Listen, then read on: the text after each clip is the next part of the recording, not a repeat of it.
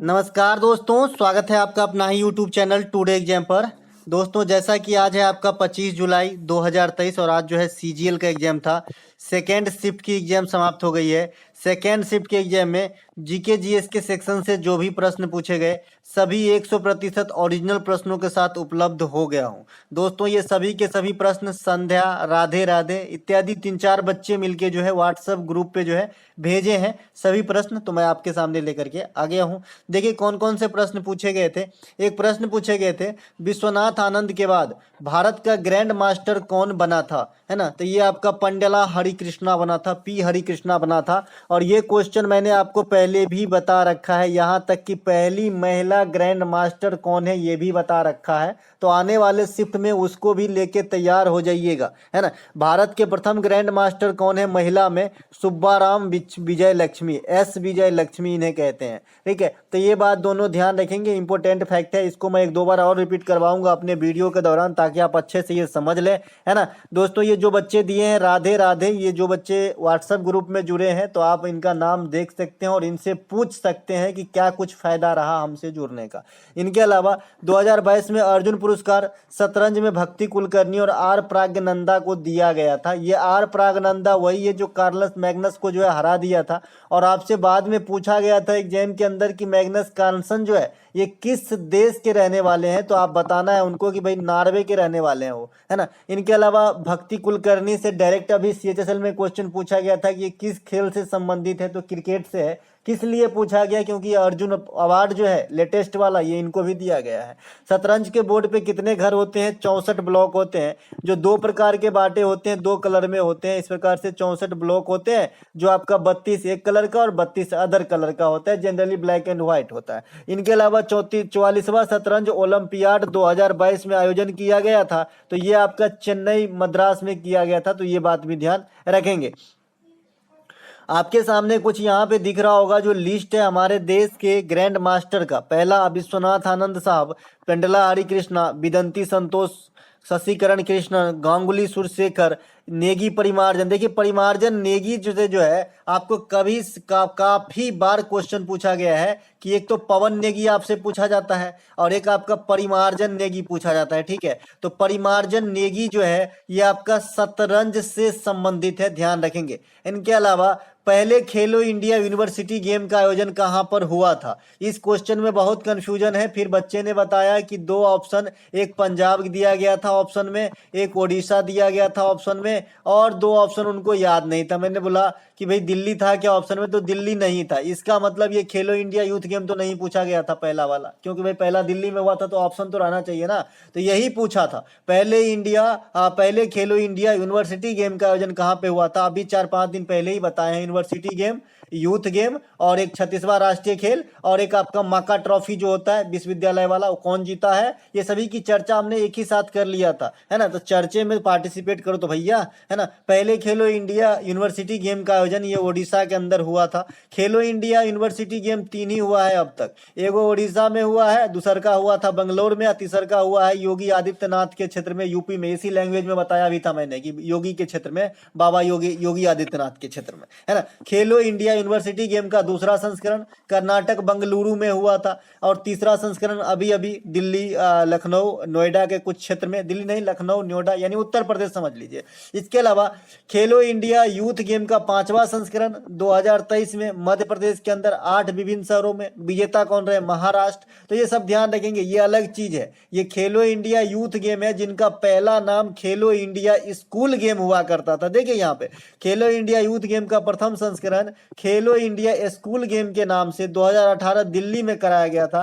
बाद में इसका नाम 2019 में चेंज कर दिया गया, है ना। स्कूल के जगह पे यूथ शब्द डाल दिया गया इस स्कूल को हटा के, ठीक है। तो समझ गए, जो लेटेस्ट वाला हुआ है 5वां, ये मध्य प्रदेश में हुआ है, और यहाँ पे विजेता जो रहे हैं महाराष्ट्र रहा है। दूसरा स्थान हरियाणा का रहा है और तीसरा स्थान मेजबान मध्य प्रदेश के ही रहे हैं। एक चीज जरूर याद रखेंगे, एक तो विजेता महाराष्ट्र खेलो इंडिया यूथ गेम का 5वां संस्करण 2023 वाला, और सबसे बड़ी बात कितने शहरों में, तो 8 शहरों में जरूर याद रखना है। यूनिवर्सिटी गेम का 3 गो एडिशन आपको याद रखना है, पहला उड़ीसा में हुआ था, दूसरा आपका बेंगलुरु में और तीसरा आपका उत्तर प्रदेश में हुआ है। इसके अलावा 36वें राष्ट्रीय खेल, ये कभी पुराने ही नहीं हो रहे हैं, पिछले साल से अभी तक क्वेश्चन आ रहे हैं इनसे। तो ये कहाँ हुआ था, 2022 में दिल्ली में हुआ था। माफ कीजिएगा, 36वें राष्ट्रीय खेल 2022 का आयोजन गुजरात में हुआ था, गुजरात के अंदर, ठीक है, गुजरात के अंदर हुआ था, है ना। सर्विसेज टीम यहाँ पे विजेता रहे थे, मैं आपको करेक्ट कर दूंगा यहाँ पे।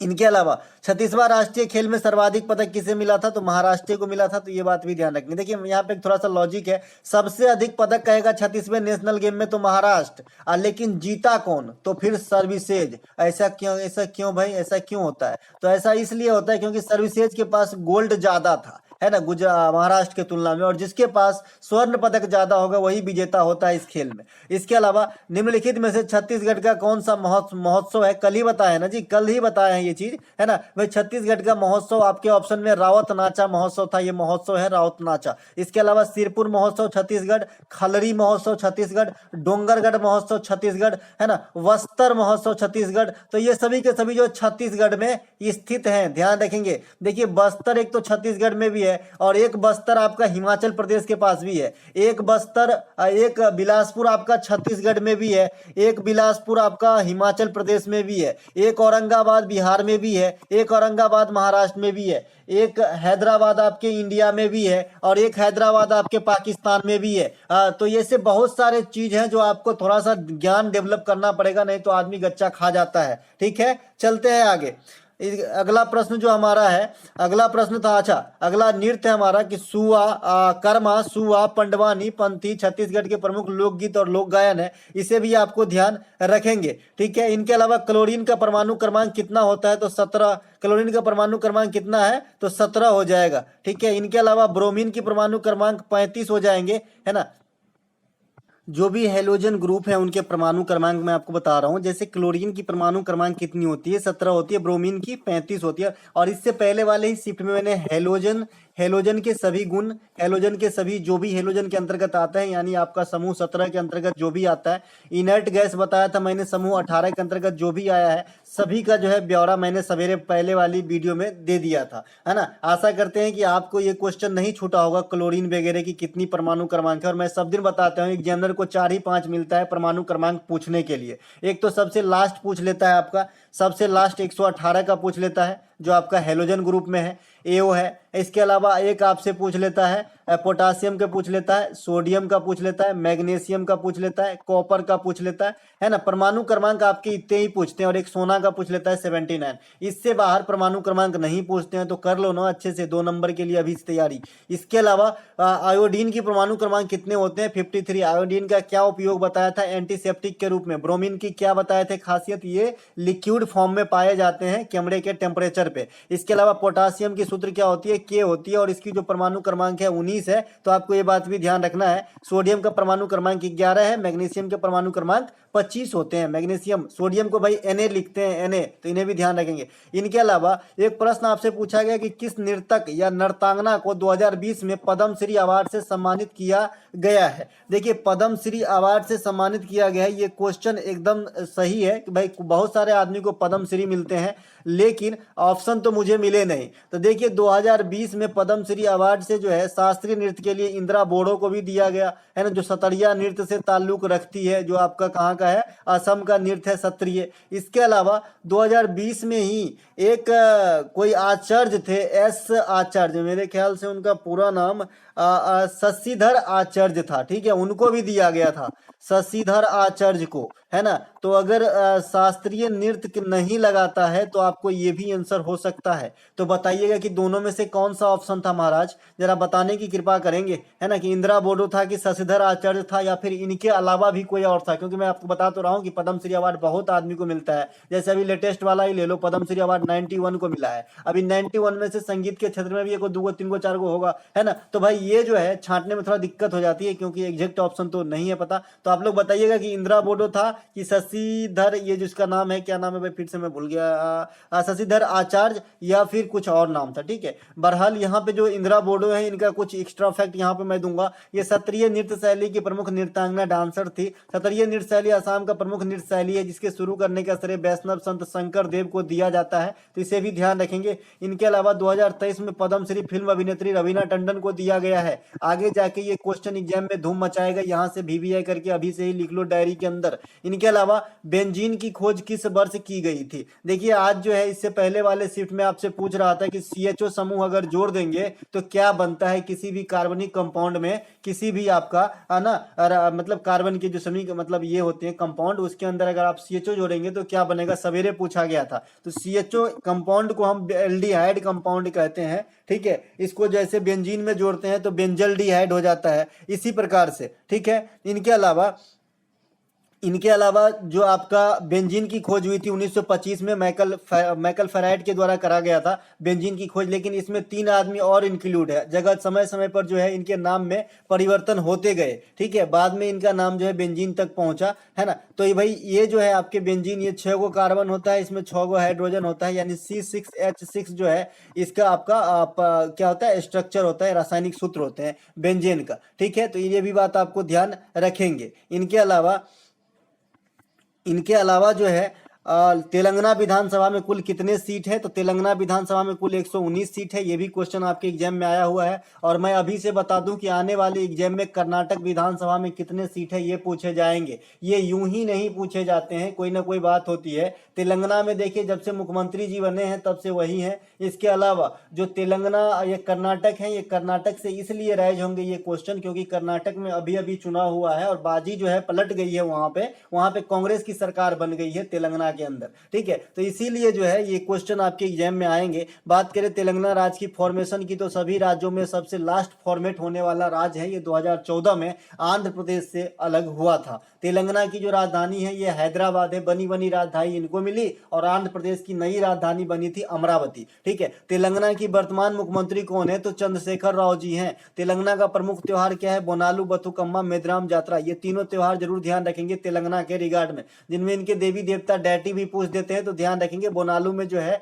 आपका काली है, काली है राइट, और बथुकम्मा में गौरी है, और मेद्राम जात्रा कोया जनजाति के द्वारा मनाया जाने वाला इंडिया की दूसरा सबसे बड़ा मेला फेस्टिवल है कुंभ मेला के बाद। इसके अलावा कर्नाटक विधानसभा में कुल 224 सीट है, तो ये बात भी ध्यान रखेंगे। रैयतवाड़ी प्रथा को भारत में किसने लागू करवाया था? ये क्वेश्चन आपसे पूछ लिया गया था। तो रैयतवाड़ी प्रथा से जो है ये आपका टॉमस मुनरो यहाँ पे लगाए थे। क्वेश्चन रिपीट किया गया, कल 3rd शिफ्ट में पूछा गया था कि रैयतवाड़ी प्रथा भारत में सबसे पहले कहां पे लगा था? तो मद्रास प्रेसिडेंसी में लगा था। और ये कौन लगाया था? तो मैं बताया था थॉमस मुनरो, है ना। देखिए एक दूगो मुनरो है, एगो थॉमस मुनरो और एगो आपका हेक्टर मुनरो। इन दोनों मुनरो को जरूर याद रखें, फिर से बता रहा हूं। एक हेक्टर मुनरो है, ये आपका बक्सर का युद्ध 1764 में जो है अंग्रेज की तरफ से ईस्ट इंडिया कंपनी का अगुवाई संभाले थे। ठीक है, और थॉमस मुनरो जो है ये रैयतवाड़ी प्रथा जो है लागू करवाया था। दोनों बात ध्यान रखेंगे। राज हड़प नीति जो है ये लॉर्ड डलहौजी की चलवाए थे, और सबसे पहले महाराष्ट्र के सतारा राज्य को जो है ब्रिटिश राज के अंदर मिलाया था। तो ये बात भी आपको ध्यान रखना है। इसके अलावा बच्चे कुछ और क्वेश्चन भेज रहे हैं, मैं उसको बाद में आपको जो है मौखिक रूप से बता दूंगा। फिलहाल तो मैं जो राइट किया हूं पढ़ाऊं आपको। 2022 में मुख्य चुनाव किसे चुना गया था? तो राजीव कुमार को चुना गया था। राजीव कुमार को चुना गया था 2022 में मुख्य चुनाव आयुक्त। ये किसके जगह लिए थे? आप लोग कमेंट कर देंगे तो ज्यादा बेटर, नहीं मैं लिख ही दिया हूं, सुशील चंद्रा सर का जगह लिए थे, है ना। और उसी समय आपका जो है के वेणुगोपाल साहब का जगह भी लिए थे। कौन? आर वेंकट रमनी सर महान्यवादी में। आज दोनों क्वेश्चन अलग अलग पूछे गए हैं। अगर आपको याद हो, मैंने आपको बताया है कि जब भी आपको पोस्ट से क्वेश्चन आएगा कि वर्तमान में कौन क्या है, तो 4 ही क्वेश्चन आएंगे। एक DRDO के आएंगे, एक इसरो के आएंगे, एक आपका महान्यवादी, और एक आपका मुख्य चुनाव आयुक्त, और एक नीति आयोग का उपाध्यक्ष। ये 5 ही क्वेश्चन आएंगे। क्यों? बहुत दिन बिताया हूं इसमें, अब बूढ़े होने को आगे हम, है ना भाई। तो ये पांचों क्या हुआ था कि एक ही 1.5 महीने के अंदर सभी जो है तख्ता पलट हो गए थे। हाँ, और एक प्रधानमंत्री का जो मुख्य आर्थिक सलाहकार है नागेश्वरम साहब, तो ये 6 पोस्ट जरूर याद रखेंगे, फिर से बता रहा हूं। देखिए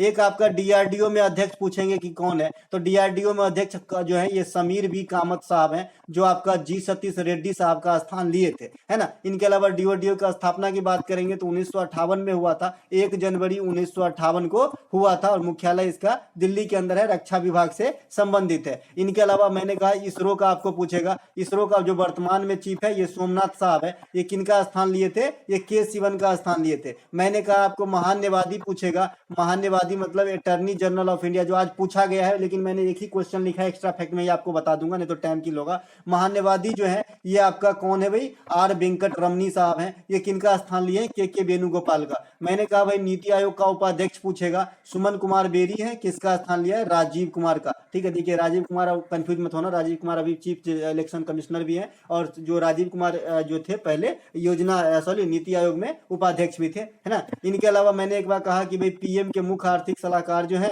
नागेश्वरम साहब, तो इन्हों ध्यान रखना, नागेश्वरम साहब जो है ये सुब्रमण्यम साहब का स्थान लिए हैं। तो ये पांचों जो की पोस्ट हैं आपको जरूर ध्यान रखना है, इसी प्रकार से फ्लो में आपको याद रखना होगा, तभी काम बनेगी, है ना। राजीव कुमार सुशील चंद्रा सर का जगह लिए थे। भारत के प्रथम चुनाव कौन थे? सुकुमार सेन। अगर आपसे कोई कहे कि भाई चुनाव आयुक्त कितने सदस्यीय संस्था है, तो बताना आपको 3 सदस्य हैं। पहले तो अकेले हुआ करता था, लेकिन बाद में 2 चुनाव आयुक्त, एगो मुख्य चुनाव का पोस्ट इसमें होने लगा था। इसके अलावा जो चीज मैंने मौखिक रूप से यहाँ पे बताया है, देखिए ये क्वेश्चन जो है अलग से पूछा गया, फिर से बता रहा हूँ, एक क्वेश्चन और बढ़ जाएगा कि महान्यवादी कौन है 2022 के अनुसार, तो आपका जो है आर वेंकट रमनी साहब बने। अक्टूबर 2022 के अनुसार पूछा गया था। 2022 में डीआरडीओ को बता ही दिया।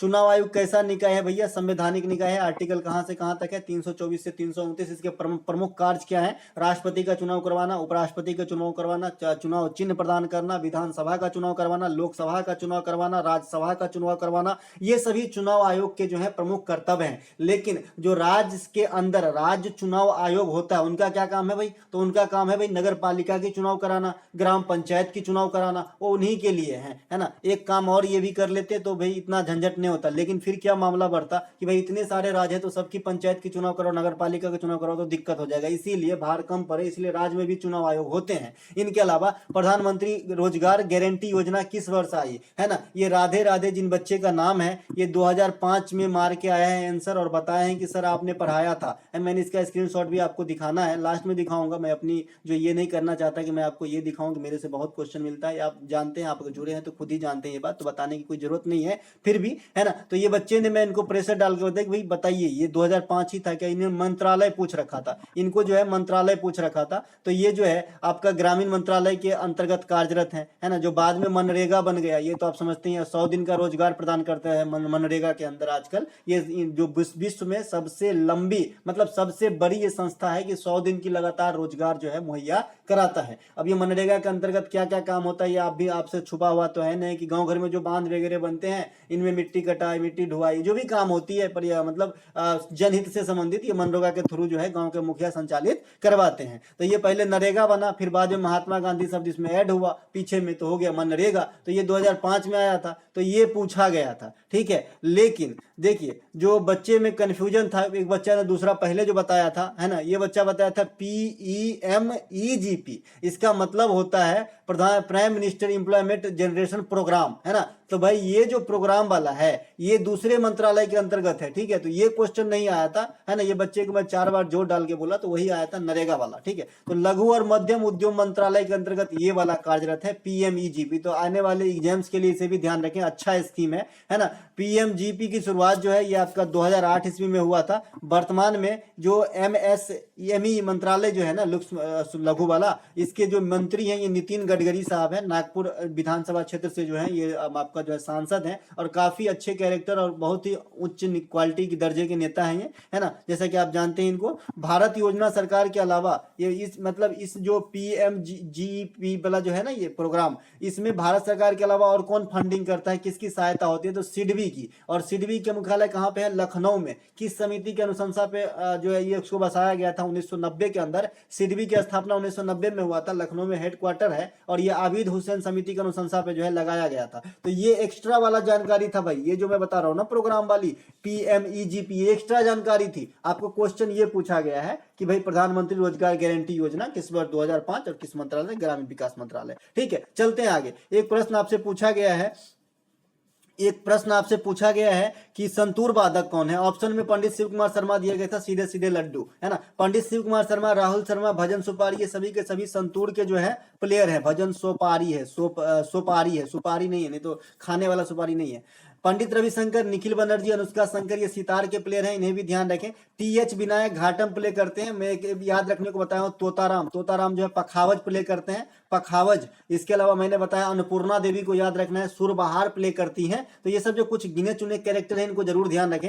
शुरुआत में कितने अनुच्छेद छह संविधान में किया, ये भी प्रश्न आया है। आप लोग मुझे बताइएगा कि ये प्रश्न आया है कि नहीं आया है ना, क्योंकि मुझे डाउट है, क्योंकि बच्चे ने एक बार बताया कि 365 आर्टिकल पूछा गया था, फिर मुझे याद आया कि 365 आर्टिकल नहीं पूछे गए होंगे, क्योंकि दूसरे बच्चे ने बताया कि आर्टिकल्स कितने हैं ये पूछा गया था। तो शुरुआत में जब संविधान बनी थी तब 395 आर्टिकल और 8 भाग थे, बाद में 8 अनुसूची थी। बाद में संविधान में जो है आपका संशोधन करके इस 8 अनुसूची को 12 अनुसूची में बदला गया। ठीक है, तो ये बात भी ध्यान रखेंगे। और संविधान के भाग तो बैस पहले से थे, बाद में जो है जैसे मौलिक कर्तव्य बना तो 23वां बन गए, 4 के ए बढ़ गए, फिर नगर पालिका को रखा तो 9 का ए बनाया तो 24वां बन गया, अब फिर 9 का बी जो शाकाहारी सहमति से संबंधित है तो हो गया 25वां भाग। तो इस प्रकार से गिने चुने भाई, कुछ भी डिफिकल्ट नहीं है, आप याद रख सकते हैं। और मैंने आपको बताया कि संविधान और महात्मा गांधी को आप याद रख लीजिए, किसी भी एग्जाम के अंदर 4 से 5 नंबर आपके जो है फिक्स हो जाते हैं पहले से ही, चाहे कैसा भी हार्ड क्वेश्चन आने दो, इजी आने दो, कोई फर्क नहीं पड़ता है। तो 395 आर्टिकल थे शुरुआत में। वर्तमान में अगर बात करें कि कितने आर्टिकल हैं तो आपको 450 से अधिक बता देना है, जो ऑप्शन रहेगा। इसके अलावा बंगाल विभाजन कब हुआ था? 1905 में, ये भी लड्डू है। 16 अक्टूबर 1905 को बंगाल विभाजन हुआ था, प्रभावी हुआ था। बंगाल विभाजन के समय अंग्रेज गवर्नर कौन थे? तो लॉर्ड कर्जन थे, है ना। इसके अलावा बंगाल विभाजन जो है 1911 में रद्द किया गया था, रद्दीकरण किया गया था, तो ये बात भी आपको ध्यान रखना है। इसके अलावा जो आपका अगला प्रश्न हमारा है, अच्छा, बंगाल विभाजन जो निरस्त किया गया किसके काल में किया गया था? तो हार्डिंग के काल में आपको बताना है।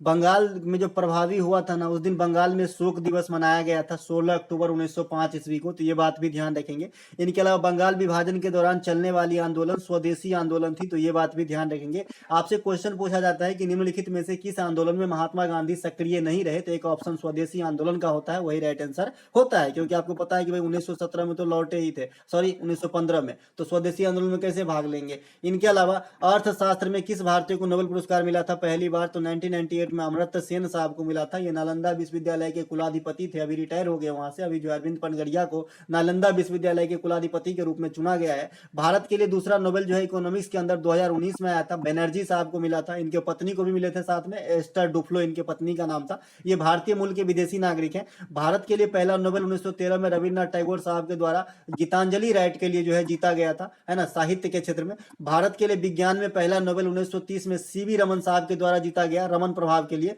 इसके अलावा कैलाश सत्यार्थी के द्वारा 2014 में नोबेल पुरस्कार जीता गया, और कैलाश सत्यार्थी को जो है मलाला यूसुफजई के साथ जो है नोबेल पुरस्कार दिया गया था। इसके अलावा कुछ क्वेश्चन बच्चे ने भेजे हैं जो यहाँ पे मैं आपको दिखाना चाहता हूँ क्या क्या क्वेश्चन भेजे हैं। एक क्वेश्चन तो ये भेजे हैं कि जो खेती होती है तो खेती में किसान के द्वारा किसका प्रयोग नहीं करा जाना चाहिए, इस प्रकार के क्वेश्चन पूछे गए हैं। किसान को किसका प्रयोग नहीं करना चाहिए, ठीक है, प्रयोग नहीं करना चाहिए। क्या लिखे हैं, एक सेकेंड, किसान को किसका प्रयोग नहीं करना चाहिए, ये आपका लिखे हैं इसमें। एक सेकेंड रुकिए जरा, मैं बताता हूँ, एक सेकेंड।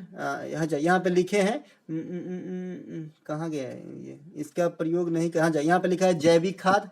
जैविक खाद तो इसका प्रयोग कर सकते हैं आप खेत के लिए, कोई खराबी नहीं करेगा। दूसरा है आपका उर्वरक, इसको रहने दीजिए, अभी बताते हैं क्या होता है, उर्वरक है। तीसरा है रासायनिक दवा, रासायनिक दवा, रासायनिक दवा।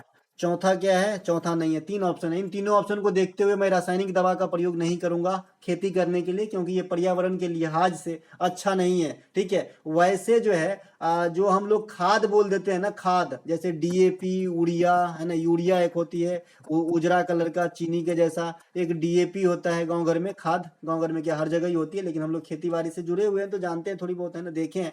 तो ये जो खाद है ना, इसको एक्चुअली में हम खाद नहीं बोलते, ये कंपोस्ट है ना, ये जो है कंपोस्ट है। और जो हम बनाते हैं ना, मतलब गोबर वगैरह सबसे, उसको खाद बोला जाता है, समझ रहे, लेकिन बोलने चालने में बोल देते हैं। तो हम जैविक खाद के इस्तेमाल तो कर ही सकते हैं, जैसे आपका बर्मी कंपोस्ट वगैरह हो गया, जो केचुआ से तैयारी की जाती है, वो काफी अच्छे होते हैं पर्यावरण के लिहाज से भी, और प्रकृति की जो सर्कुलेशन है वो भी रोटेट होता रहता है ना। इनके अलावा रासायनिक दवा का आप इस्तेमाल करेंगे तो मिट्टी की उर्वरा शक्ति थोड़े समय के लिए तो बढ़ती है, बाद में एक दिन ऐसा आएगा जब मिट्टी पूरी तरीके से बंजर हो जाएगी। इसके अलावा एक क्वेश्चन इन्होंने लिखा है क्लोरोडाइमोटे, क्या लिखे, क्लोरीन कितने एटॉमिक होते हैं, बता ही दिया क्लोरीन के कितने एटॉमिक नंबर होते हैं। इसके अलावा उत्तर वैदिक काल में एक कुछ क्वेश्चन लिखा है, ये अब इतना याद नहीं, मतलब ठीक से पढ़ नहीं रहा हूँ, एक एक वर्ड लिख रहा है इन्होंने। तो एक देखिए पर्वतमाला करके कुछ लिखे हैं, तो ये भी कुछ क्वेश्चन आए थे। तो मैं बता दूंगा थर्ड शिफ्ट में जो बच गए ना, वो मैं आपको थर्ड शिफ्ट में लेकर के आ जाऊंगा। मिलेंगे अगले वीडियो में, तब तक के लिए जय हिंद दोस्तों।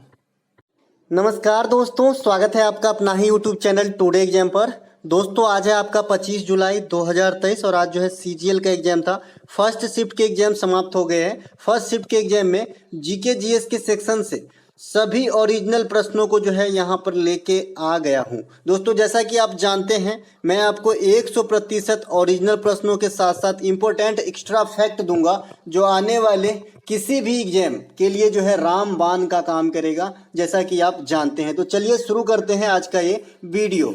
एक प्रश्न आपसे पूछा गया था कि भारत में कौन से क्रिकेट कंपनी पहले यूनिकॉर्न कंपनी बनी है। देखिए भाई, सबसे अमीरी होने के नाते इनके जो पास है ना सबसे ज्यादा रकम है, मतलब अमीर टीम है आपका कौन सा, चेन्नई सुपर किंग्स। तो इसे जो है यूनिकॉर्न कंपनी करार दिया गया है। तो आपका चेन्नई सुपर किंग्स जो है सीएसके राइट आंसर हो जाएगा। बात करें आईपीएल के जीतने के लिहाज से, अगर इनको देखें तो चेन्नई सुपर किंग्स 5 बार आईपीएल जीत चुके हैं और करंट होल्डर भी यही है 2023 वाला। मुंबई इंडियंस भी 5 बार आईपीएल जीते हैं, तो ये बात भी आपको ध्यान रखना है। आईपीएल 2023 के विजेता चेन्नई सुपर किंग्स है। किसे हराया था? गुजरात टाइटंस को, जीटी को, जो पिछले वाला विजेता थे हार्दिक पांड्या वाला। इसके अलावा आईपीएल 2023 में ऑरेंज कैप किसे मिला है? शुभमन गिल को मिला है। पर्पल कैप मोहम्मद शमी को दिया गया था। और सबसे महंगा खिलाड़ी सैम करन थे, जो किंग्स 11 पंजाब प्रीति जिंटा जी के जो है टीम के हिस्सा थे। स्पॉन्सरशिप किसके पास थे? तो टाटा के पास थे। ये वाला आईपीएल और पिछला आईपीएल भी टाटा के पास ही जो है स्पॉन्सरशिप रहा था। वेदों की ओर लौटो का नारा किस समाज से जुड़ा हुआ है? भैया आर्य समाज से। सब दिन दो बात, इतना तो मैं जरूर लिखा, वेदों की ओर लौटो, गो बैक टू वेदास। ये कौन बोले थे भाई? मूल शंकर, यानी आर्य समाज के संस्थापक कौन? दयानंद सरस्वती जी। ठीक है, यहाँ पे आर्य समाज की स्थापना जो है दयानंद सरस्वती कर लीजिएगा। दयानंद सरस्वती जी के द्वारा जो है आर्य समाज की स्थापना की गई। मैं इसे करेक्ट कर दूंगा। 1875 बंबई में वेदों की ओर लौटो का नारा दिया था। दयानंद सरस्वती जो है ये एक पुस्तक लिखे थे जिनका नाम है सत्यार्थ प्रकाश। क्या नाम है? सत्यार्थ प्रकाश। ये भी मैं सब दिन बताता हूँ, कभी न कभी ये जो है आपको 2.5 नंबर दिलाएगा और बहुत जल्द ही दिलाएगा, है ना। जैसे एक संवाद कौमुदी भी मैं आपको बताता हूँ कि संवाद कौमुदी भी याद रखिएगा कि ये भी आपको 2.5 नंबर दिलाने के लिए बेसब्री से इंतजार कर रहा है। ये राजा राम मोहन राय की पुस्तक है और जो सत्यार्थ प्रकाश है ये आर्य समाज के संस्थापक दयानंद सरस्वती की पुस्तक है। इनके अलावा ब्रह्म समाज की स्थापना राजा राम मोहन राय 1828 में कोलकाता के अंदर किए थे। आत्मीय सभा से भी जुड़े रहे थे। संवाद कौमुदी नामक जो है ग्रंथ भी लिखे। इनके अलावा सती प्रथा का अंत कराने में राजा राम मोहन राय का अहम योगदान है। राजा राम मोहन राय को राजा की उपाधि अकबर सेकेंड ने दिया था। सती प्रथा का अंत 1829 में विलियम बेंटिक के जो है काल में हुआ था। सत्यशोधक समाज 1873। ज्योतिबा फुले गुलामगिरी नामक एक किताब लिखे हैं, इनका भी किताब ध्यान रखिएगा। गुलामगिरी किताब का जनरली भाषा पूछता है तो आपको बताना है मराठी भाषा में लिखा गया था। इनके अलावा तमिलनाडु फेस्टिवल किस राज्य से संबंधित है? तमिलनाडु।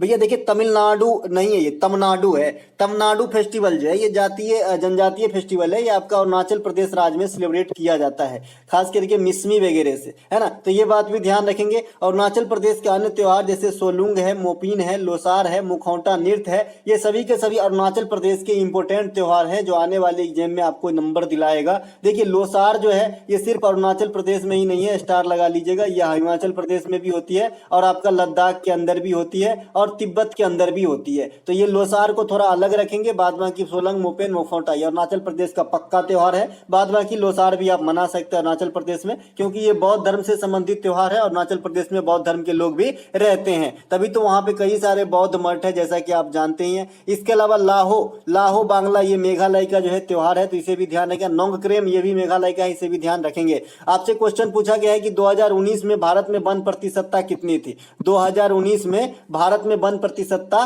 कितनी थी? तो भाई 2019 में भारत में समग्र वन प्रतिशतता जो था 21.67% था। ठीक है, भारत में वन सर्वेक्षण कितने दिन के अवधि पे होती है? तो प्रत्येक दूसरे वर्ष होती है। 2021 में पिछला हुआ था, 2023 का डाटा पेंडिंग है, आता ही होगा, रास्ते में ट्रेन में बैठ गया होगा।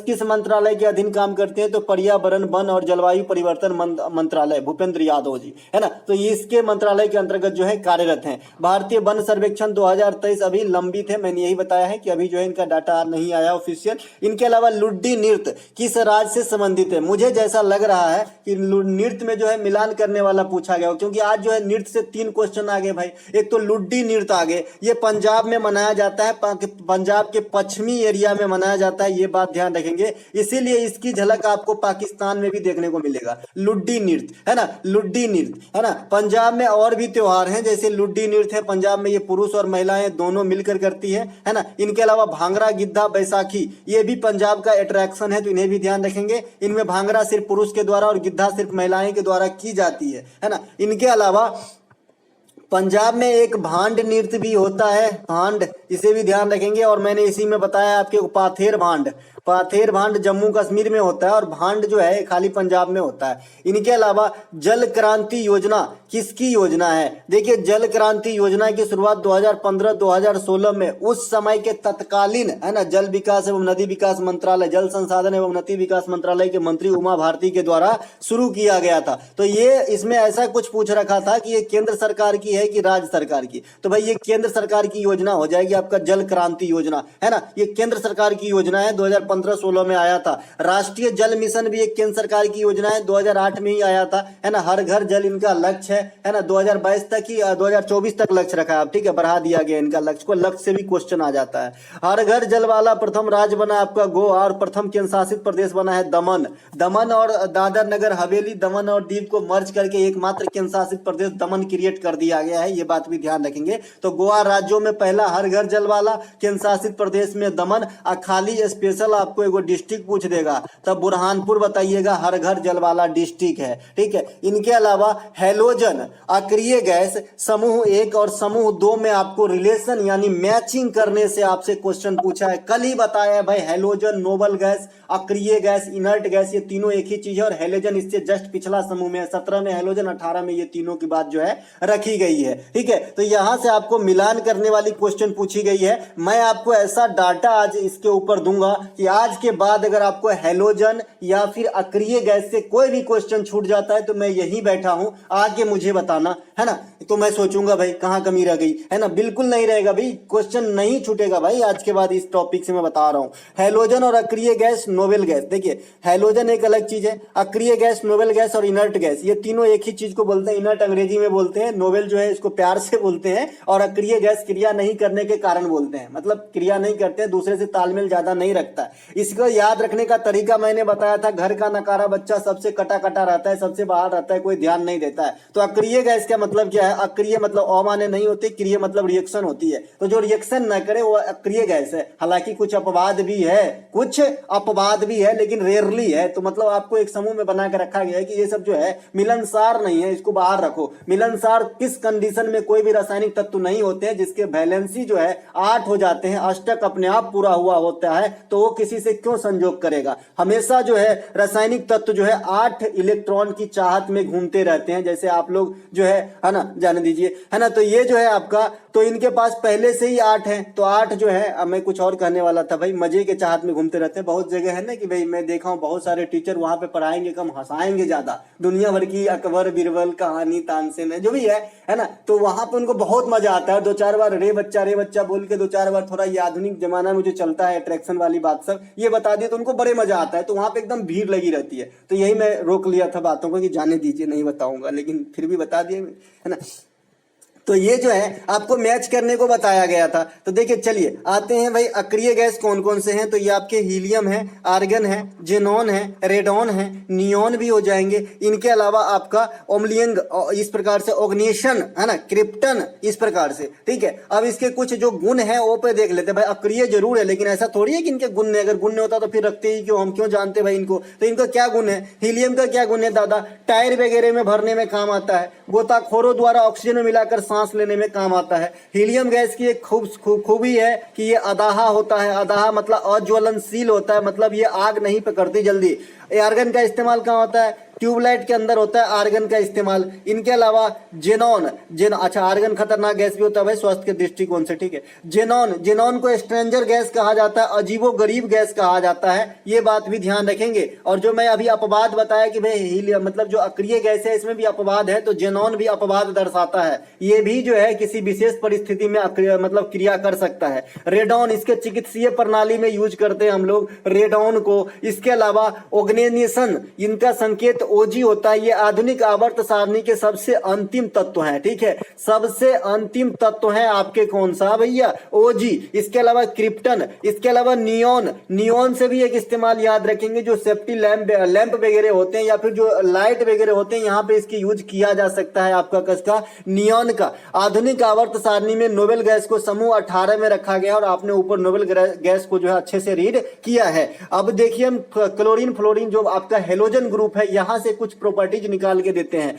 तो ये देखिए हेलोजन ग्रुप को समूह 17 में रखा गया है, ये आपके सामने इनका नाम है और ये आपके सामने इनकी प्रॉपर्टीज है। तो चलिए इनके प्रॉपर्टीज पे ध्यान देते हैं। फ्लोरीन, ये प्रकृति में सबसे अधिक विद्युत ऋणात्मक है, सबसे अधिक निगेटिविटी दर्शाता है, तो ये ध्यान रखेंगे। क्लोरीन, यह सबसे अधिक इलेक्ट्रॉन बंधुता दर्शाते हैं, जल शोधन में इसका प्रयोग होता है, अश्रु गैस बनाने में इसका इस्तेमाल होता है, ओजोन परत को हास पहुंचाती है। अगर कोई भी बच्चा ये हूबहू कहीं से मुझे लिखा हुआ दिखा देना, मैं गुलामी लिख दूंगा अपना, ये मैं अपने मन से लिखता हूं जो एग्जाम में आएंगे जी आने वाले समय में और आते ही हैं, तो आपको यही टूटी फूटी भाषा में पढ़ना है ताकि याद हो जाए। किताबी भाषा में तो बड़े सहज सहज के लिखे गए होते हैं, है ना। मैं ऐसा नहीं है, जो भाषा एकदम साधारण लिखो, है ना। एकमात्र धातु जो कमरे के टेम्परेचर पे आपको लिक्विड फॉर्म में मिलेंगे ये है ब्रोमीन, है तो ये हेलोजन ग्रुप में, लेकिन इसे नॉन मेटल मानेंगे, ठीक है। इसके अलावा आयोडीन, इसका इस्तेमाल एंटीसेप्टिक के रूप में किया जाता है। एंटीसेप्टिक समझते हैं ना, जीवाणुओं के प्रसारण से रोकने की, जैसे कटपट गया तो आयोडीन का लेप लगाया जाता है। इसके अलावा स्टेंटाइन और टेनेसाइन, ये भी आपके हेलोजन वाले समूह 17 में रखा गया है। इसके अलावा ये आपका देखिए SDPF, ये ब्लॉक का नाम है। तो अभी जो आपने 17-18 पढ़ लिया तो आपको दो चीज और पढ़ना था ना कि भाई समूह 1 और 2 को भी मिलान करना था। तो 1 और 2 क्या है, ये दोनों क्या हो जाएगा आपका S ब्लॉक एलिमेंट हो जाएगा, S ब्लॉक एलिमेंट हो जाएगा। आपको मैंने 1 2 हो गया तो 3 से लेके 12 तक मैंने आपको बताया कि ये D ब्लॉक एलिमेंट्स है। D ब्लॉक एलिमेंट्स या संक्रमणीय धातु है, जो पहले ही बता रखे हैं। इसके अलावा लेंथेनाइड और एक्टिनाइड, जो आधुनिक आवर्त सारणी के ऊपर छोड़ के दो ऐसा लाइन बनाया रहता है, वो लेंथेनाइड और एक्टिनाइड, तो ये जो है F ब्लॉक एलिमेंट्स है, ठीक है। तो आज के बाद जो है इस ग्रुप से आपको क्वेश्चन में कोई दिक्कत नहीं होना चाहिए मेरे भाई। इसके अलावा नीतिश तत्व किस देश के संविधान से लिया गया है, DPSP तो आयरलैंड के संविधान से लिया गया है। आयरलैंड के संविधान से राज्यसभा में जो मनोनयन होती है 12 सदस्य, किसके द्वारा, प्रेसिडेंट के द्वारा, ये भी पद्धति लिया गया है। संसाधक प्रणाली, एकल नागरिकता ब्रिटेन के संविधान से लिया गया है ना। इनके अलावा प्रस्तावना की भाषा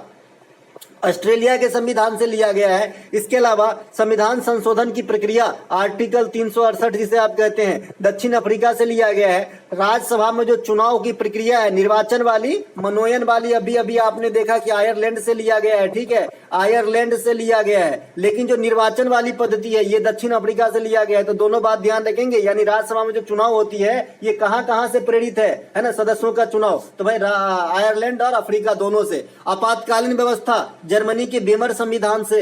भारत ने पैरा ओलंपिक 2020 में कितने रजत पदक प्राप्त किए, रिपीट किया गया प्रश्न हूबहू, है ना। तो भाई पैरा ओलंपिक में भारत ने कुल 19 पदक प्राप्त किए। 19 पदक प्राप्त करते हुए 24वां स्थान हासिल किया था, जिसमें 6 ब्रॉन्ज, 8 रजत और 5 स्वर्ण है। तो रजत पूछ गया तो यहाँ पे 8 आंसर हो जाएगा। भारत को टोक्यो पैरा ओलंपिक में 19 पदक प्राप्त हुए थे। टोक्यो पैरा ओलंपिक में देवेंद्र झझड़िया साहब जेवेलिन थ्रो में जो है इन्होंने रजत प्राप्त किए थे। और देवेंद्र झझड़िया साहब एकमात्र पैरा खिलाड़ी है जिसे पद्म भूषण दिया गया था, तो ये बात भी ध्यान रखेंगे। अवनी लखेरा पद्मश्री की विजेता है ये, है ना, लगातार 2 पैरा में पदक जीतने वाली महिला, और इस वाले पैरा में स्वर्ण पदक जीती थी। इसके अलावा सुंदर सिंह गुज्जर, ये भी जेवलिन थ्रो खेलते हैं, इन्होंने कांस्य पदक प्राप्त किया इस बार के पैरा में। सुमित अंतल 2020 वाले पैरा में, ये भी जेवलिन थ्रो से संबंधित है, तो ये भी स्वर्ण पदक प्राप्त किए थे, ठीक है। इनके अलावा रासलीला किस राज्य से संबंधित है, ओरिजिनल मजा तो अब आएगा बीरू, है ना। मैंने आपको बताया है कि ये मणिपुर जो है, आपको आश्चर्य होगा कि यहाँ का रासलीला भी नृत्य है भाई, है ना। मैंने ये चीज जोर डाल के बताया था। अरे खाली मणिपुर ही क्यों, गुजरात में भी रासलीला होती है, मणिपुर में भी रासलीला होती है, और हम लोग याद करते हैं किताब के तौर पे उत्तर प्रदेश। तो ये मैं पहले ही बता चुका था कि भाई एक दिन ऐसे भी एग्जामिनर आपको दिखाएगा कि ऑप्शन ही नहीं देगा, और आपके पास मजबूरी होगा तुक्का मारने का, तो पहले ही सीखो ना भाई, है ना। तो ये देखिए रासलीला में ऑप्शन मणिपुर दिया गया था, मणिपुर राइट आंसर है। उत्तर प्रदेश का है तो जरूर, लेकिन ऑप्शन नहीं दिया गया था। रासलीला उत्तर प्रदेश के अलावा मणिपुर और गुजरात में भी आपको इसकी झलक देखने को मिलेगी। जो मणिपुर में रासलीला होते हैं भगवान राधा कृष्ण से संबंधित है। मणिपुरी डांस भी जो है ना वो राधा कृष्ण से ही संबंधित है। मणिपुर के कुछ और एक्सटेंशन में आ जाते हैं, जैसे पहले उत्तर प्रदेश में आ जाते हैं। उत्तर प्रदेश के अन्य प्रमुख डांस चरकुला है, कजरी है, ब्रजवाली है। इसके अलावा मणिपुर का मार्शल आर्ट थंगटा, चिरोबा, संगई महोत्सव, यायोसांग, ये मणिपुर की होली है, मैंने बता रखा है। महोत्सव चुम्फा महोत्सव, ये फसल वाला बीज बोन त्योहार है चुम्फा। लाई नगाई, नुंगी नगाई, ये सभी के सभी कहाँ के हैं तो मणिपुर के हैं, तो इसे भी ध्यान रखेंगे। इनके अलावा कचई लेमन जो आधुनिक फेस्टिवल है मणिपुर में, ये भी होता है कचई लेमन फेस्टिवल, तो ये बात भी आपको ध्यान रखना है। इसके अलावा 2022 में कॉमनवेल्थ गेम कहाँ पर हुआ था, तो ये इंग्लैंड में बर्मिंघम के अंदर, इजी क्वेश्चन है ये। इसके अलावा इस गेम में भारत को 61 पदक प्राप्त हुए थे, जिनमें से 22 स्वर्ण, 16 रजत और 23 कांस्य, चौथा स्थान हासिल किया था, ये जरूर ध्यान रखेंगे। ओलंपिक ग्रीष्मकालीन 2020 टोक्यो वाला, इसमें भारत को 7 पदक प्राप्त हुए थे, 1 गोल्ड, 2 रजत और 4 जो है ब्रॉन्ज। तो ये पदकों का जो कॉन्फ़िगरेशन है ना, ये जरूर ध्यान रखें। इनके अलावा ग्रेनाइट चट्टान से संबंधित एक प्रश्न आया है, ये प्रश्न क्लियर तो नहीं है, लेकिन मैंने ग्रेनाइट चट्टान से मुझे 100% विश्वास है कि एक ही चीज पूछा गया होगा कि भाई इग्नियस होता है कि सेंडिमेंट्री होता है, कायांतरित होता है, इससे ही पूछा गया होगा और कुछ नहीं पूछा गया होगा। ठीक है, आप लोग बताइएगा बहरहाल ये क्वेश्चन क्या पूछा गया था। मैं ये 3 इमेज से आपको दर्शन पहले भी करा चुका हूं और ये भी बता चुका हूं कि इसमें सारे को आपको ध्यान नहीं रखना है, इतना ध्यान नहीं रहेगी।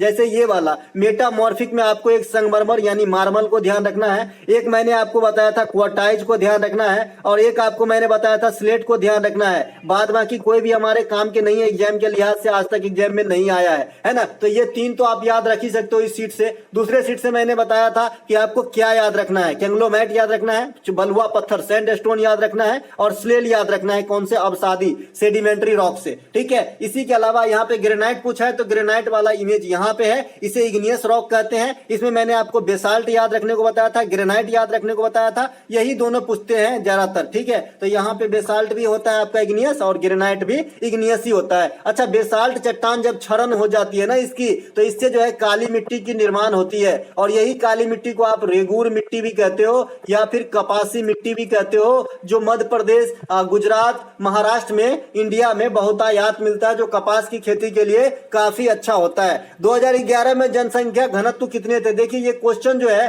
पूरी तरीके से इसी लैंग्वेज में नहीं पूछा गया था, इसमें कुछ और भी पूछा गया था, प्रतिशत लगा के, क्योंकि बच्चे ने ऐसे ही टूटे फूटे में लिखे हैं और आगे प्रतिशत का साइन दिया गया है, लेकिन मैं कैसे रिलेट करूं इसको, है ना। तो भाई देखिएगा कि क्या पूछा गया था। लेकिन जनगणना घनत्व की अगर बारे में बात हो तो जनगणना घनत्व जो है ये 382 किलोमीटर पर किलोमीटर है जनगणना घनत्व। अगर जनगणना घनत्व के सूत्र पूछा होगा तो मजा आ गया होगा कि टोटल जनसंख्या भाई, और टोटल जनसंख्या में टोटल आप रकबा से भाग दे दो। रकबा मतलब हमारे पास जितनी क्षेत्रफल है, जो 32 से स्टार्ट होता है ना हमारी क्षेत्रफल, है ना, उससे भाग दे देंगे तो पर किलोमीटर की जो है हमारी जनगणत्व निकल जाएगी जी। तो बिहार की जनगणत्व सबसे ज्यादा है जी, और अरुणाचल प्रदेश की जनगणत्व सबसे कम है। केंद्र शासित प्रदेश में दिल्ली की जनगणत्व सबसे ज्यादा है, तो ये बात आपको ध्यान रखना है। अब ये वाली सीट मैंने बहुत दिन से पढ़ाते आया कि जनगणत्व जो दशकीय वृद्धि रहा था वो 17.64% रहा था। मैं ये सिर्फ लेके ओरिजिनल डाटा लिखता हूं, है ना। 382 आपका जनघनत्व रहा था, 943 जो है आपका सेक्स रेशियो रहा था, 74.04 जो आपका लिटरेसी रेट रहा था, पुरुष का लिटरेसी रेट 82.14 रहा था, महिला का लिटरेसी रेट 65.46 रहा था, फर्टिलिटी रेट 2.2 रहा था। तो ये सभी के सभी आपको जनगणना के बारे में डाटा अपने पॉकेट में रख के एग्जाम हॉल में जाने का है जी, है ना। एक क्वेश्चन आपसे पूछा गया है कि मेवाड़ का कौन सा शासक है जिन्होंने ये फला बुक लिखा है? मेवाड़ का शासक, भाई साहब बुक का नाम ये जो है क्लियर नहीं है। एक क्वेश्चन ये आया था, एक क्वेश्चन आपका आया था कि किसी राज्य में ब्रिटिश काल के दौरान मतलब किसकी प्रोड्यूसन किया, मतलब प्रोडक्शन किया जाता था। तो ऐसे प्रश्न भी एक देखने को मिले हैं, तो आप लोग बताइएगा कि ये दोनों प्रश्न क्या पूछा गया था एक्चुअल में, है ना। तो दोस्तों ये थे आज के फर्स्ट शिफ्ट का एनालिसिस। दोस्तों ये पीडीएफ जो है आपको हमारे टेलीग्राम चैनल पे निःशुल्क दिया जाता है, फ्री ऑफ कॉस्ट, है ना, फ्री ऑफ कॉस्ट। तो आप जो है हमारे टेलीग्राम चैनल भी ज्वाइन कर सकते हैं। डिस्क्रिप्शन में लिंक दिया गया है जिसका नाम है भाई आपका टुडे एग्जाम। क्या है भाई? टुडे एग्जाम, आज का एग्जाम भाई, है ना। टुडे एग्जाम एकदम छोटा सा नाम है, बड़का टी बड़का ई लिखना है, नहीं तो बहुत सारे जो है डुप्लीकेट चैनल भी क्रिएट हो गई है। और ये टुडे एग्जाम जो आपका ये टेलीग्राम है, इसमें आपको 8,500 के करीब सब्सक्राइबर मिलेंगे, उसमें आपको ऐड होना है ना। तो यहाँ पे आपको पीडीएफ मिलेगी। बात रही हमारी प्रैक्टिस सेट वाली पीडीएफ जो शाम के समय चलती है, कि वो पीडीएफ कहाँ पे मिलती है, बहुत सारे बच्चे व्हाट्सएप पे क्वेरी करते हैं। तो मैं आपको बता दूं कि वो पीडीएफ जो है आपको व्हाट्सएप ग्रुप में दी जाती है। उसी वीडियो के नीचे आपको डिस्क्रिप्शन में लिंक प्रोवाइड कराया हुआ रहता है। लिंक पे आप क्लिक करोगे, आपको व्हाट्सएप मैसेज करना होता है और आपको जो है पीडीएफ के बारे में बोलना होता है। आपको सारी जानकारी वहीं पे प्रोवाइड कराई जाती है। तो दोस्तों मिलेंगे हम अगले वीडियो में, तब तक के लिए नमस्कार। दोस्तों स्वागत है आपका अपना ही यूट्यूब चैनल टुडे एग्जाम पर। दोस्तों जैसा कि आज है आपका 25 जुलाई 2023 और आज जो है आपका सीजीएल का एग्जाम था। थर्ड शिफ्ट की भी एग्जाम समाप्त हो गई है। थर्ड शिफ्ट के एग्जाम में जीके जीएस के सेक्शन से जो भी प्रश्न पूछे गए, सभी 100% रियल प्रश्नों को लेकर के आ गया हूं। दोस्तों जैसा कि आप जानते हैं, मैं आपको 100% ओरिजिनल प्रश्न के साथ साथ important point two point extra fact दूंगा, जो आने वाले किसी भी एग्जाम में डायरेक्ट हिट करेगी। तो चलिए दोस्तों शुरू करते हैं आज का ये वीडियो।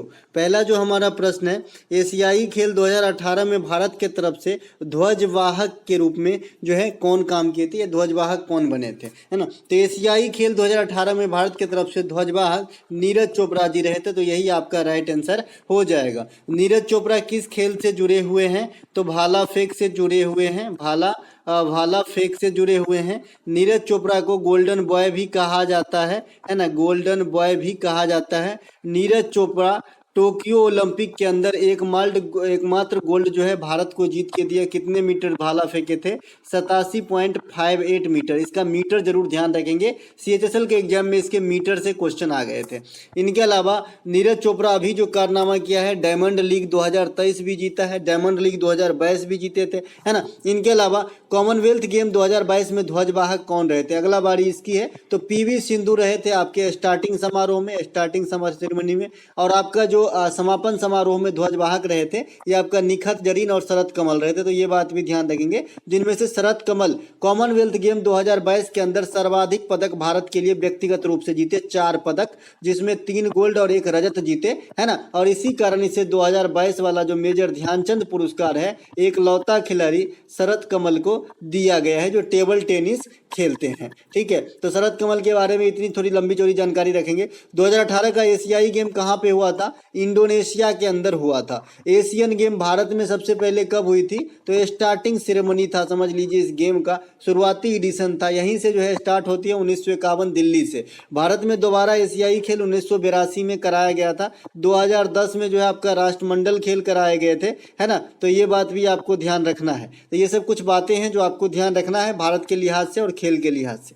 अगला, निम्नलिखित में से किस भारतीय रेलखंड को यूनेस्को के हेरिटेज लिस्ट में शामिल किया गया है, इस प्रकार से क्वेश्चन आए हैं। सबसे पहले ये यूनेस्को संरक्षण प्रदान करते हैं किसी भी साइट, किसी भी चीज को अपने अंडर लेके। ठीक है, सबसे पहले इसकी स्थापना कब हुई थी, 1945 के अंदर हुई थी। मुख्यालय इसके कहाँ पे है, इसके मुख्यालय पेरिस के अंदर है। ठीक है, यूनेस्को में बात करेंगे भारत के सबसे मतलब टोटल कितने साइट हैं, अभी तक तो 40 साइट हैं। अगर आपको इसमें बात करना है कि सबसे अधिक साइट किस देश के हैं यूनेस्को में, तो आपको बताना है जी इटली का साइट सबसे अधिक है। ठीक है, इसी प्रकार से एक रामसर साइट है जो यूनेस्को के जैसा ही है, लेकिन वो सिर्फ जो है आर्द्र भूमि का जो है रक्षा करता है ना, रामसर साइट। तो रामसर साइट जो है, इसमें भारत के कितने साइट हैं अभी, तो 75 साइट है। और सबसे अधिक रामसर साइट जो है किस देश के हैं भाई, तो आपको बताना है जी इंग्लैंड के, है ना। तो दोनों बात ध्यान रखना है, रामसर में सबसे ज्यादा इंग्लैंड और आपका जो यूनेस्को में सबसे ज्यादा इटली।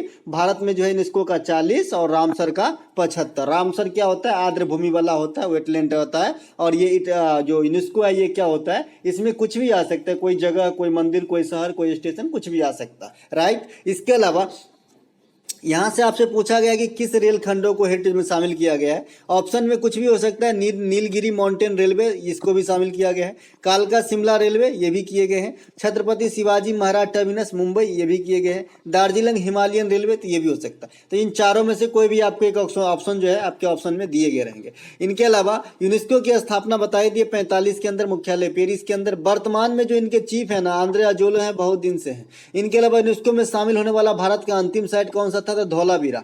धौलावीरा के क्रमांक आपको एसएससी जीडी में पूछ दिया था कि भाई धौलावीरा की क्रमांक क्या है जो यूनेस्को में साइट हो गया, मतलब शामिल हो गया, क्योंकि इसके साथ दो चीज शामिल हुए थे, एक तो रमप्पा मंदिर शामिल हुए थे और एक आपका जो है धौलावीरा शामिल हुए थे। मैंने इसमें उदाहरण भी आपको दिया है समझने के लिए, क्या कि मान लीजिए दो जुड़वा भाई पैदा हुए साथ में, तो कोई तो होगा जो पहले पैदा हुआ होगा और कोई दूसरे मतलब थोड़ी देर के बाद पैदा हुआ होगा, तो जो पहले पैदा हुआ वो बड़ा भाई है भाई, सिंपल सी बात है। तो उसी प्रकार ये दोनों तो गए एक ही साल में, लेकिन इसमें रमप्पा मंदिर को 39वें स्थान पे रखा गया और धौलावीरा को 40वें स्थान पे रखा गया। ठीक है, ये रमप्पा मंदिर जो है ये आपका तेलंगाना में है और ये 40वां जो आपका धौलावीरा साइट है ये हड़प्पा कालीन साइट है, जो अपने प्रकार के प्रथम साइट है जो यूनेस्को में गया है। बाद बाकी यूनेस्को की शॉर्ट जानकारी चाहिए एकदम काम के अंदर, एग्जाम ओरिएंटेड, बहुत कम समय में, तो 15 मिनट में मैंने पूरा यूनेस्को को फरियाया हूँ।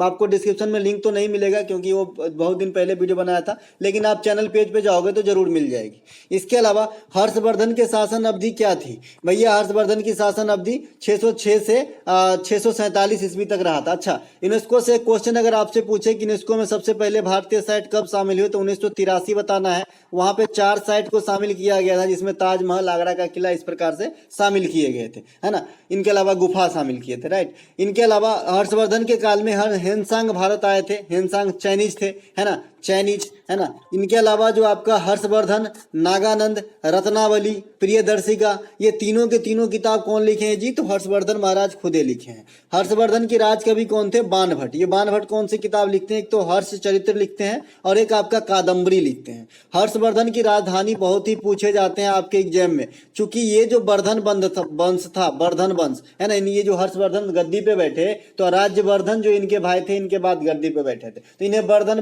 वंश भी कहते हैं, है ना। तो इसकी राजधानी जो है कॉमन थानेश्वर था, लेकिन हर्षवर्धन ने अपनी राजधानी को वहां से स्थानांतरित करके कन्नौज ले गया था। इसीलिए आपसे पूछता है कि हर्षवर्धन की सेकेंडरी राजधानी कहाँ थी, यानी सेकेंड वाला, तो आपका आंसर कन्नौज होता है। ठीक है, ऐसा नहीं कि हर्षवर्धन की राजधानी थानेश्वर नहीं थी, प्रारंभिक थी। इनके अलावा भारतीय ओलंपिक संघ के प्रथम महिला अध्यक्ष कौन है? जब ये बनी थी ना, तभी मैं आपको बताया था कि ये क्वेश्चन जब धूम मचाएगा, बहुत मचाएगा, और मेरे को जहां तक याद है कि भाई 1 महीने के अंदर ये तीसरी बार रिपीट हो रही है एग्जाम में, है ना। एमटीएस में भी आया था ये। भारतीय ओलंपिक संघ के प्रथम महिला अध्यक्ष पीटी उषा बनी है। पीटी उषा का मैं पूरा नाम भी आपको बताया हूं और ये भी बताऊं कि कहां से सीखा था मैं, है ना। इसका पूरा नाम है पिलवाल कंडी टेका परविल उषा। पिलवाल कंडी टेका परविल उषा इनका पूरा नाम है ना। जैसे अब्दुल कलाम आजाद साहब का इतना बड़ा नाम है, नहीं, इनका भी नाम है भाई। ये भी साउथ के ही हैं और ये मैं 5वीं क्लास में हिंदी के अंदर जो है खेल जगत की उड़न परी करके एक शीर्षक से जो है हमें हिंदी की किताब में पढ़ाया गया है, खेल जगत की उड़न परी, है ना, खेल जगत की उड़न परी, इस प्रकार से। तो वहीं से इनका पूरा नाम गुरुजी डंडा के मार पे याद करवाए थे, है ना। तो ये पीटी उषा है। पीटी उषा खेल जगत की उड़न परी कहलाती है, गोल्डन गर्ल कहलाती है और पयोल्ली एक्सप्रेस कहलाती है। यहीं पे आपने ढींग एक्सप्रेस याद रख लेना है, जो आपका हिमा दास को कहते हैं, और रावलपिंडी एक्सप्रेस किसे कहते हैं भाई? शोएब अख्तर को। इनके अलावा भारतीय ओलंपिक संघ की स्थापना कब हुई थी? 1927 में किया गया था। यह पहला ही मौका है जब इस संघ के कोई मतलब महिला एथलीट जो है आपके अध्यक्ष के रूप में नामित है, तो ये बात भी ध्यान रखना है, कार्यरत है, माफ कीजिएगा। इसकी स्थापना में मुख्य भूमिका जो है दोराबजी टाटा ने निभाया था। दोराबजी टाटा, देखिए एक जमशेद जी टाटा से एक क्वेश्चन आपसे पूछा जाता है। जमशेद जी टाटा जो थे ना, ये आपका टिस्को की स्थापना करे थे। टिस्को कब करे थे भाई? 1907 ईस्वी के अंदर, तो इन्हें भी ध्यान रखेंगे। इनके अलावा भारतीय ओलंपिक की बैठक हाल ही में कहां पे संपन्न कराया गया? तो मुंबई के, है ना, मुंबई में संपन्न कराया गया। नीता अंबानी इनमें जो है चीफ गेस्ट के तौर पे सिलेक्ट हुई थी। इनके अलावा ओलंपिक खेल में भारत के जो भाग ले रहे हैं ये 1900 ईस्वी से भाग ले रहे हैं। वैसे ओलंपिक कब से स्टार्ट हुआ था? 1896 से हुआ था। कहां से? ग्रीक एथेंस से हुआ था। यहाँ पे जो 1900 में भारत भाग लिया था, तो ऐसे पूरे दल के रूप में भाग नहीं लिए थे, एक नॉर्मन प्रिजार्ड नामक जो है आपका आदिवासी भाग लिया था यहाँ पे। इनके अलावा भारत की सबसे बड़ी दून घाटी कौन सी है? इस प्रकार से प्रश्न आए हैं। दून घाटी, भैया भारत की सबसे बड़ी दून देहरादून है, जो अपने आप में उत्तराखंड की राजधानी भी है, तो ये बात भी ध्यान रखेंगे। अब दून किसे कहते हैं? तो जो छोटी हिमालय और शिवालिक, शिवालिक जो है ये हिमालय की सबसे नवीन भाग है, ये बात भी ध्यान रखेंगे। सबसे आउटर मोस्ट भाग है, ये बात भी ध्यान रखेंगे। तो छोटी हिमालय और शिवालिक के बीच में जो लंबवत आपको जो घाटी पर जाती है, इसे दून घाटी कहते हैं, जैसे हिमालय है ना, या माफ कीजिएगा देहरादून है। इनके अलावा उत्तराखंड का अधिकांश हिस्सा जो है कुमायूं हिमालय के अंतर्गत आ जाती है। कुमायूं कुमायूं हिमालय के अंतर्गत आ जाती है, जिसकी सर्वोच्च ऊंची चोटी नंदा देवी है। आपसे सीएचएसएल के एग्जाम में पूछा गया कि सर्वोच्च दूसरी सबसे ऊंची चोटी उत्तराखंड का तो कामेत है, ये भी आपका कुमायूं हिमालय के अंतर्गत ही आ जाती है। मकर संक्रांति के समय माघ साजी नाम से त्योहार किस राज्य में मनाया जाता है? तो ये आपका हिमाचल प्रदेश के अंदर मनाया जाता है। मकर संक्रांति जनवरी माह में 14 या 15 तारीख को सेलिब्रेट किए जाते हैं। भारत के अलग अलग राज्यों में इसे अलग अलग नाम से जानते हैं। मैंने आपको पहले ही बताया, नववर्ष और मकर संक्रांति को एग्जामिनर ने भूला है, आपको नहीं भूलना है जी। लाइक खाते हो ना मकर संक्रांति पे, तो इन्हें भी जरूर ध्यान रखेंगे। मकर संक्रांति को उत्तर प्रदेश और बिहार में मकर संक्रांति कहा जाता है। असम में बिहू कहा जाता है। असम में बिहू कहा जाता है। बिहू 3 बार होता है, नववर्ष भी बिहू है, मकर संक्रांति भी बिहू है और अक्टूबर में भी बिहू होता है। गुजरात में उत्तरायण, केरल में मकर विलक्कू, तमिलनाडु में पोंगल, पंजाब में लोहड़ी इत्यादि के नाम से हम इसे सेलिब्रेट करते हैं। ये तो दादा हो गई मकर संक्रांति की कहानी। नीचे जो आपको इमेज दिख रहा है ये नववर्ष की कहानी है। तो चलिए नववर्ष देख लेते हैं। नववर्ष में किस राज्य में कौन से नाम से इसे पुकारते हैं? देखिए नववर्ष जो है किस महीने में होंगे, तो मैंने आपको बता रखा है कि नववर्ष होली के बाद होती है। जनरली अप्रैल महीने में होती है आपका नववर्ष का त्योहार। और ये जो मकर संक्रांति है इनका भी फिक्स है, तो ये जनवरी महीने में होती है। जो आपका क्रिसमस डे है वो फिक्स है, 25 दिसंबर को होती है। एक हमारे गांव में विश्वकर्मा पूजा होती है, हमारे इधर होती है विश्वकर्मा पूजा। विश्वकर्मा, भगवान विश्वकर्मा को सभी जानते हैं, जो भी मैकेनिकल चीज होते हैं इनके देवता हैं। तो इनके 17 तारीख फिक्स है, हमारे ख्याल से 17 अक्टूबर है वो दिन। उस दिन विश्वकर्मा पूजा फिक्स होंगे, है ना। इसके अलावा यहाँ पे देख लेते हैं कि नववर्ष के रूप में किस राज्य में कौन कौन से नाम से जानते हैं। तो जम्मू कश्मीर में इसे नवरे, है ना, बैसाखी कहते हैं पंजाब हरियाणा के अंदर, पोहिला बोसाख ये कहते हैं बंगाल के अंदर, बिहू कहते हैं भाई असम के अंदर, चेरोवा कहते हैं जी मणिपुर के अंदर, है ना। इनके अलावा गुड़ी पाड़वा आपका महाराष्ट्र के अंदर, उगादी जो है आपका कर्नाटक, इसके अलावा आंध्र प्रदेश तेलंगाना के अंदर, विशु जो है केरला के अंदर, पोतांदू जो है ये आपका तमिलनाडु के अंदर। तो ये सब जो है नववर्ष वाला त्योहार है। बिहार के एक रीजन है मिथिला, जहां से मैं बिलोंग करता हूं, तो यहाँ पे शीतल कहा जाता है इसे। देखिए शीतल, जुड़ शीतल कहा जाता है, ठीक है। और ये कैसे आप मैप को पढ़ेंगे, ये देखिए ये वाली जो पोर्शन है ना, ये जो नेपाल है जी, ये जी जो है ना नेपाल है, तो नेपाल के जस्ट सटी हुए बिहार। तो ये वाली पोर्शन जो है शीतल वाली, ये बिहार को दिखा रहा है जी, है ना। चलते हैं आगे। अगला प्रश्न है हमारा, गुरु केलू चरण महापात्रा किस नृत्य से प्रथम नर्तक है? फिर से रिपीट करता हूं, आई रिपीट कि भैया जब आपने सरनेम देखा तो आपको जो है अधिकांश नृत्य तक मैं पहुंचा दूंगा, क्लासिकल डांस तक। कैसे भाई? तो सबसे पहले मैंने बताया कि भाई महापात्रा सरनेम देखना, तो आप चला जाना कहाँ पे, ओडिसी के अंदर चला जाना। इसके अलावा मैंने कहा भाई महाराज सरनेम देखना, तो आप चल जाना भाई कथक के अंदर, कथक के अंदर। इसके अलावा मैंने कहा भाई सिंह सरनेम देखना या झावेरी बहन देखना, तो कहाँ चला जाना, तो मणिपुर चला जाना, मणिपुर चला जाना। इसके अलावा मैंने आपको एक बार बताया था रेड्डी सरनेम देखना, तो आपको कहाँ जाना है, कुचिपुड़ी के अंदर जाना है। कुचिपुड़ी कहाँ का नृत्य है, आंध्र प्रदेश का नृत्य है। तो ये सरनेम भी आपके काफी काम आ जाते हैं। उस दिन जैसे गद्दाम पद्मजा रेड्डी पूछा गया था,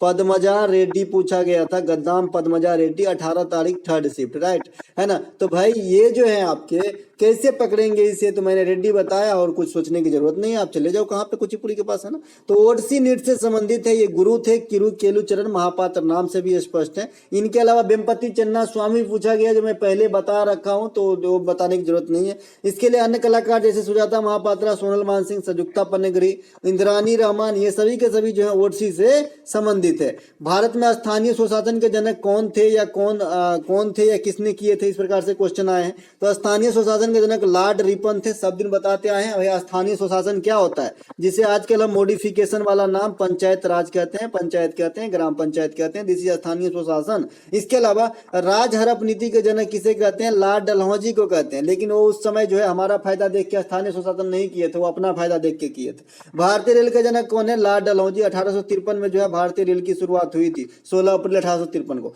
बंगाल विभाजन, लॉर्ड कर्जन, 16 अक्टूबर 1905 को। इसकी डेट याद रखना बहुत जरूरी है, इसलिए मैंने यहाँ पे लिखा है कि बंगाल विभाजन किस दिन प्रभावी हुआ था, तो आपको बताना है 16 अक्टूबर 1905, क्योंकि जब ये क्वेश्चन पूछेगा तो सारे के सारे ऑप्शन में जो है ईस्वी के रूप में 1905 होगा और डेट और महीना चेंज होगा, तो आपको याद रहेगा तब ना बनाइएगा। इसके अलावा बंगाल विभाजन लेकिन निरस्तीकरण कब होती है? हार्डिंग के समय। कब होती है? हार्डिंग कौन है भाई? वायसराय थे ये भी 1911 में, ठीक है। इनके अलावा जालियांवाला बाग हत्याकांड चेम्सफोर्ड के समय। कब हुआ था? 1919 के अंदर, ठीक है। इनके अलावा इनके बाद जो एक मॉन्टेग्यू चेम्सफोर्ड योजना का आपने नाम सुनना है, ये भी 1919 के अंदर ही हुआ था। इसी में जो है आपका मतलब देश के अंदर बाइकैमरल व्यवस्था की गई थी, द्विसदनात्मक व्यवस्था की गई थी, है ना। और 1909 वाले जो मोर्ले मिंटो है, इसमें सांप्रदायिक चुनाव की बात करी गई थी। इसके अलावा 1857 के विद्रोह में जो है कौन थे भाई? Lord Canning. इन्हें लॉर्ड ना कहो, खाली कैनिंग चलेगा, खाली कैनिंग ही कही है ना। 1857 का विद्रोह जो है लॉर्ड कैनिंग ने किया था। चलिए किताब में है तो कहना पड़ेगा, लेकिन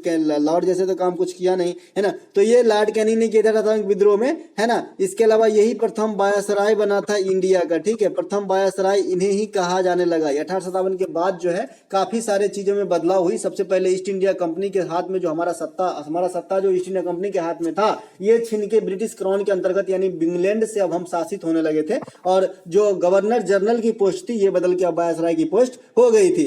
वर्नाकुलर प्रेस एक्ट जो है ये लीटन के समय लगाया गया था। तो ये बात भी आपको ध्यान। अच्छा, वर्नाकुलर प्रेस एक्ट क्या है भाई? इसमें जो है अंग्रेज मतलब स्थानीय भाषा में पत्राचार पे पाबंदी था, ठीक है। ये बात भी ध्यान रखेंगे। और भारतीय प्रेस के मुक्तिदाता किसे कहते हैं? तो ये हम कहते हैं चार्ल्स मेटकॉफ को। कैसे कहते हैं? चार्ल्स मेटकॉफ को कहते हैं। इसके अलावा निम्नलिखित में से किस तत्व की संयोजकता बदलती रहती है? सल्फर, मैग्नीशियम और सोडियम। ये तीन ऑप्शन जो है हमें प्राप्त हुआ है, जिसमें से मैग्नीशियम और सोडियम ही प्राप्त हुआ है। लेकिन बोल रहे थे कि ऐसे दो तीन बार बोले तो हमने सल्फर रख लिया है। सल्फर बताइएगा कि था कि नहीं ऑप्शन में। अगर इन तीनों ऑप्शन को मैं ले लूं तो मुझे लग रहा है कि सल्फर होनी चाहिए इसकी, है ना। तो सल्फर जो है इनकी वैलेंसी जो है डिवेट करेगा, तो ये सल्फर राइट आंसर हो जाएगा। बाद में आके मैग्नीशियम सोडियम से ज्यादा इनकी ही डिवेट करेंगे, तो ये समय हो जाएंगे। एक चीज और, दो चीज और बताने वाला है इस हिसाब से कि भाई हवा में आते ही लिया जाता है। एक तो सोडियम है और पोटेशियम है। इन दोनों को भी हवा में नहीं रखा जाता है, नहीं तो हवा में आते ही जो है दहने लगता है। इनके अलावा रेवेन्यू रिसिप्ट के अंतर्गत क्या आता है? इस प्रकार से क्वेश्चन आया है। मैंने आपको रेवेन्यू रिसिप्ट जो है एमटीएस से पहले कौन सा एग्जाम था? हो एमटीएस से पहले कौन सा एग्जाम था? एक के दिन हुआ था, डीआरडीओ। उसके एग्जाम में जो है ये क्वेश्चन पूछा गया था। तो वहां पे मैंने दोपहर के समय सेकेंड शिफ्ट वाला में जो है आपको बताया था। एक ही वीडियो, दो ही वीडियो बनाया डीआरडीओ में, है ना। तो ये नॉन टैक्स रेवेन्यू से संबंधित है आपका रेवेन्यू रिसिप्ट। तो ये बात भी ध्यान रखेंगे। इसी प्रकार से एक प्रश्न आपसे पूछता है जीएसटी किस प्रकार के टैक्स है? तो इनडायरेक्ट। इनके अलावा वर्तमान में 15वीं जनगणना किस वर्ष की गई थी? अब लो, 15वीं जनगणना जो है किस वर्ष की गई? 2011 में की गई। और जो जनगणना होगी 2021 में, ये 16वीं जनगणना होगी, है ना। 2021 में जो होने वाला जनगणना है ना, ये 16वीं जनगणना होने वाला है। इसके अलावा भारत में जनगणना की शुरुआत 1872 में हुआ था, मेयो के समय में हुआ था। मेयो, यही मेयो अंडमान में जाके मारे गए थे। लगातार जनगणना 10 वर्ष के अंतराल पे रिपन के समय से हो रहा है, 1881 से हो रहा है। आजादी के बाद प्रथम जनगणना जो है आपका 1951 में हुआ था। अंतिम जनगणना 2011 में हुआ था। आगामी 2021 में प्रस्तावित है। 2011 में होने वाली जनगणना 2 चरणों में संपन्न हुई थी, है ना। इसके अलावा 15वीं जनगणना जो थी ये आजादी के बाद, 2011 वाला 15वीं थी, और 7वीं थी आजादी के बाद। देखिए 15वीं ओवरऑल था 2011 में, अगर आजादी के बाद आप काउंट करेंगे तो 7वीं। तो उस हिसाब से 2021 में जनगणना होगी, ये आजादी के बाद क्या होगा भैया? तो 8वां होगा। और ओवरऑल कितना होगा? तो 16। तो 8 दूना 16, 8 दूना 16, आधा था, सीधे आधा हो जाएगा। जनगणना के अध्ययन को क्या कहते हैं भाई? डेमोग्राफी कहते हैं या फिर जनांकिकी कहते हैं हिंदी के अंदर। तो ये बात भी ध्यान रखेंगे। इनके अलावा अनुच्छेद 137 का संबंध किससे है? ये प्रश्न आपसे पूछा गया है। भाई अनुच्छेद 137 क्या है ना, कि अनुच्छेद 147 है कि 137 है कि भाई अपनी न्याय जो दिया गया है उसे रिव्यू कर सकता है, पुनरावलोकन कह सकते हैं, है ना। तो सर्वोच्च न्यायालय को अपने निर्णयों पर पुनर्विचार करने तथा सुधारने की शक्ति देता है ना। इनके अलावा अनुच्छेद 124 जो है इसमें सर्वोच्च न्यायालय का गठन की प्रावधान की गई है। और इंडिया में सर्वोच्च न्यायालय की गठन कब हुई थी? 1950 में हुई थी। और पहला जो चीफ जस्टिस थे हीरालाल जेकानिया, अभी जो है आपका डीवाई चंद्रचूड़ सर हैं। तो ये बात भी ध्यान रखेंगे। अनुच्छेद 129 जो है ये सर्वोच्च न्यायालय को अभिलेख न्यायालय या रिकॉर्ड न्यायालय करार देता है। अभिलेख न्यायालय, रिकॉर्ड न्यायालय क्या होता है मैं पहले बता चुका हूं। तो चलते हैं सीधे आगे। सर्वोच्च न्यायालय का अनुच्छेद 32 जो है ये संविधान जो आपका रीट होता है ना, रीट जो होती है वो जारी करते हैं आपका सुप्रीम कोर्ट आर्टिकल 32 का प्रयोग करके। आर्टिकल 32 को संवैधानिक उपचारों का अधिकार कहा जाता है। अब भाई उपचार शब्द जब भी आया संवैधानिक उपचारों का अधिकार। तो भाई ये उपचार का मतलब क्या होता है? इलाज कराना। तो इलाज मतलब जब आम आदमी के मौलिक अधिकार में यानी फंडामेंटल राइट में जब किसी भी प्रकार की त्रुटि होती है तो ये आदमी, ये जो सुप्रीम कोर्ट है, मान लीजिए ये हमारा सुप्रीम कोर्ट, इसे मैं सुप्रीम कोर्ट बना दिया, तो इसकी दरवाजा ये है, ये दरवाजा खटखटा सकता है भाई, है ना, सुप्रीम कोर्ट तक जा सकता है आर्टिकल 32 के प्रयोग करके, है ना, कोई भी इंसान। मैंने बताया भाई सुप्रीम कोर्ट में अगर जाओगे तो अंग्रेजी में लेटर लिखना आपको आना चाहिए, नहीं तो आप अर्जीए नहीं दे पाओगे। आपका अंग्रेजी जो एक्सेप्ट होगा सुप्रीम कोर्ट के अंदर, ये इंग्लिश के अंदर होगा, ऐसा पहले से चलता आ रहा है। अनुच्छेद 124 सर्वोच्च न्यायालय का गठन, अनुच्छेद 129 129 ये भाई अभिलेख न्यायालय बताता है सर्वोच्च न्यायालय को, है ना, और हाई कोर्ट को अभिलेख न्यायालय कौन बताता है दादा? 215। तो बात ध्यान रखेंगे, सर्वोच्च न्यायालय अनुच्छेद 32 के तहत रीट जारी करता है, वहीं हाई कोर्ट किससे रीट जारी करता है? 226 के तहत जारी करता है। एक प्रश्न तमिलनाडु राज्य से कुछ आया है जो क्वेश्चन क्लियर नहीं है, खाली तमिलनाडु से एक प्रश्न आया, ऐसा लिखा है। एक प्रश्न आपका जो है कोशिका से आया है, कोशिका की खोज आया था, क्या पूछना है, क्योंकि इसमें ईस्वी को बताया बच्चे ने, तो कोशिका का 2 बार खोजा गया, एक तो 1665 में, एक 1674 में। 1665 में डेड को सेल को खोजा गया, 1674 में लाइव को ल्यूवेनहॉक के द्वारा खोजा गया था। तो एक क्वेश्चन ये भी आए थे, तो बताइएगा कि ये क्वेश्चन किस रूप में पूछा गया था जो लास्ट वाला बताया। तो मिलेंगे अगले वीडियो में, तब तक के लिए जय हिंद। अच्छा लगे तो अपने दोस्तों में शेयर जरूर करें, कंबाइंड शिफ्ट वाला वीडियो जरूर देखें।